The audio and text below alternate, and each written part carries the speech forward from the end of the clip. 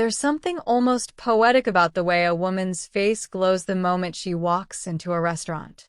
The air hums softly with conversation, glasses shimmer under dim lights, and the aroma of something delicious dances through the room. For her, this isn't just dinner, it's a small celebration of life itself. It's the joy of being served after spending countless days serving others, a pause in the rhythm of responsibility. Meanwhile, a man at the next table glances at the menu, orders his favorite dish, and eats with quiet satisfaction. For him, it's simple. Hunger, food, done. But for her, there's more beneath the surface. Layers of emotion, memory, and meaning unfolding in every bite. Psychologists say that women experience food and dining environments more emotionally than men.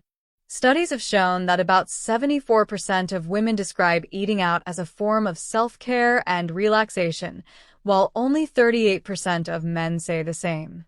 For women, the moment isn't just about flavor, it's about what the experience represents. It's appreciation, it's freedom, it's feeling seen. A restaurant becomes a stage where effort meets reward, where someone else finally says, "You deserve this." It's not only about what's on the plate, but everything around it, the lighting, the music, the scent, the arrangement. Women's brains are wired to respond more strongly to aesthetic harmony, and their limbic system, the brain's emotional center, lights up more during sensory-rich experiences.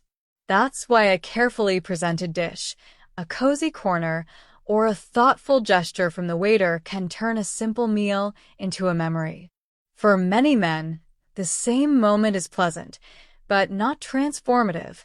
They're less likely to register the details that make the experience emotionally rich. Connection is perhaps the most powerful ingredient of all. A dinner shared with friends, laughter echoing across the table, stories exchanged between bites. These are not just moments, they are emotional refills. Women tend to bond through conversation and shared emotion, and that act releases oxytocin, the trust hormone. It's why a simple dinner out can leave her feeling loved, recharged, and lighter inside.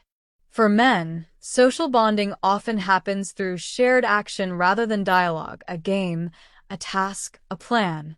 So while both leave the restaurant full, she leaves fulfilled.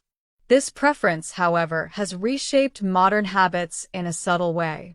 Many women today choose eating out over cooking at home, even when single. Surveys show that nearly 65% of women aged 25 to 40 report eating at restaurants at least 3 times a week, compared to just 42% who regularly cook meals at home. The appeal is clear. Dining out provides nourishment, emotional reward, aesthetic pleasure, and a sense of personal freedom that home cooking rarely matches. Yet one can't help but notice what is quietly lost in this shift.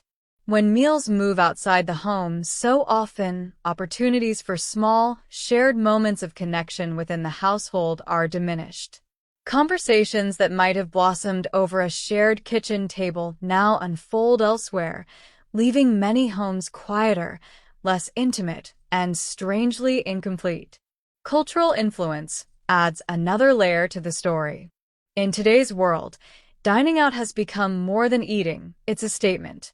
It says, "I value myself enough to treat myself well." For women, this act often carries emotional symbolism, especially in a society where they are taught to give endlessly. Posting a photo of a beautiful meal or a cozy dinner corner isn't just vanity, it's a digital form of self-celebration. And when friends comment, "You look so happy," or "That place looks amazing," it deepens the emotional reward. Yet this reward is often fueled more by Instagrammable images and social validation than by the food itself, which is frequently high in fat, sugar, and salt. Evolution may whisper in this difference too. For thousands of years, women were gatherers, attuned to colors, smells, and details. Their survival depended on it. Men hunted, focused on targets and tasks. That wiring still echoes today. When she admires the atmosphere, the presentation, and the company, she's not being dramatic. She's honoring instincts that value beauty, safety, and connection. But it also reminds us that those same instincts thrive in the subtle intimacy of home, or even in a park, on the stairs, or simply sharing a snack with someone you care about. Happiness does not come from places. It comes from valuing simple moments and the people around you. Dining out is delightful, but balance matters. Restaurants should be a treat, not the main source of joy. True happiness is triggered by connection, not by the ambience, Instagram likes, or the perfection of a plate. The quiet laughter at home, the gentle attention of someone nearby, the simple pleasure of sharing a moment, these are what nourish the heart, not just the stomach. For a man, it might just be dinner. For her, it's a quiet celebration of being alive and feeling it. And perhaps, for all of us, it's a reminder that the richest moments are the ones we create together, anywhere, anytime, not just in restaurants.